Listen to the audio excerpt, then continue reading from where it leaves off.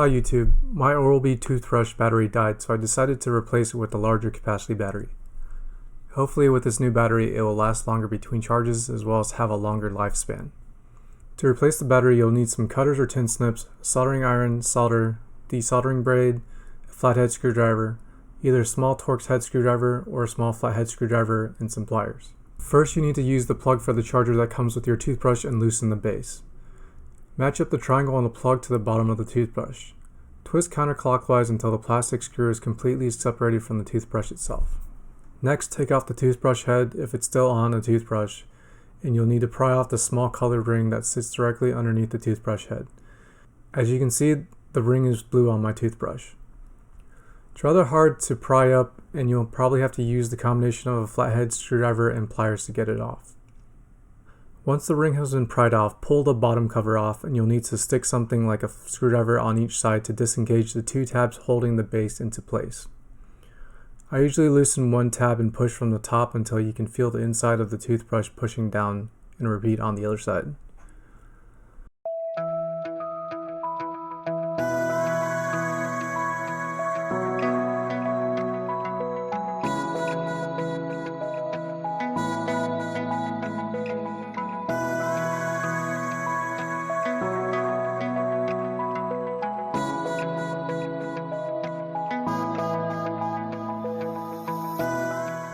Once the tabs have been loosened, separate the toothbrush from the outer casing by pulling it out from the bottom of the toothbrush housing.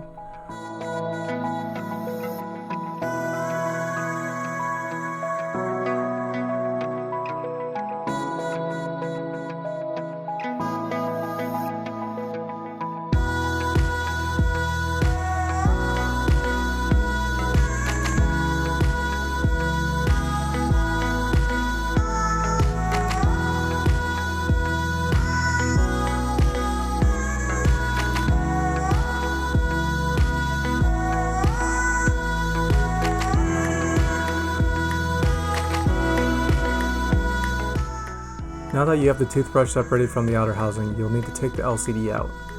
There's one Torx screw holding it in place, but since I didn't have a Torx screwdriver, I use a small flathead screwdriver to get the screw out.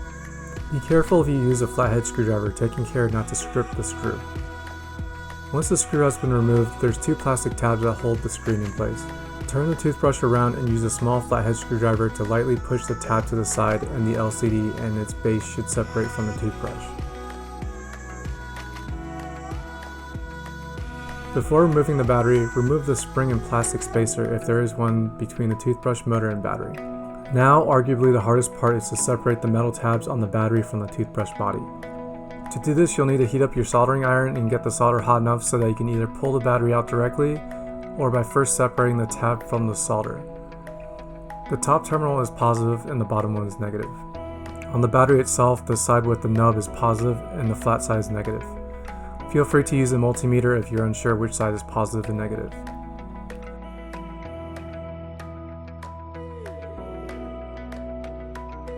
Once you have removed the battery, the replacement battery's metal tabs will need to be adjusted to fit the toothbrush.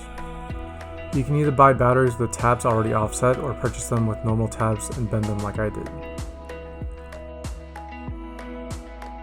This will more than likely require a few adjustments, but the idea is to get the tabs to the right size so that they fit in the solder holes on the toothbrush. Apologies about some parts being out of frame. I'm still trying to find a good focal length that compromises between clarity and field of view.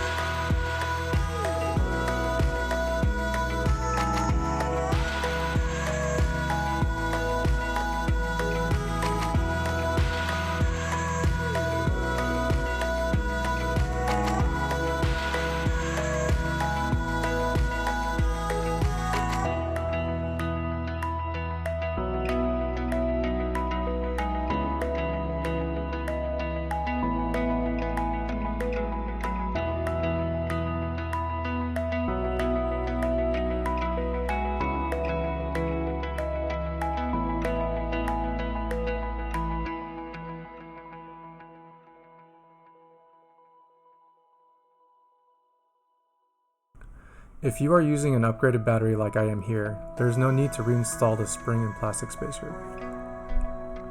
However, if you're using the standard capacity battery, reinstall the spring and spacer. Hopefully the replacement battery has a residual charge, and you can test the toothbrush by either pressing the small button and turning it on, or putting it back into the outer housing and then pressing the button that way. If the toothbrush is working, you can start by putting the toothbrush back together. If not, either the solder joint may not be good, the battery may have been installed the wrong way, or the battery may be dead. You can try charging the battery by putting the LCD, outer housing, and bottom cover back on, waiting a few minutes and seeing if it charges. If it still isn't charging, then you may have a defective battery. Install the LCD with its base in the screw, slide the toothbrush back into the housing, put the bottom cover back on and screw the plastic screw back in with the charger's plug, and put the top ring back on.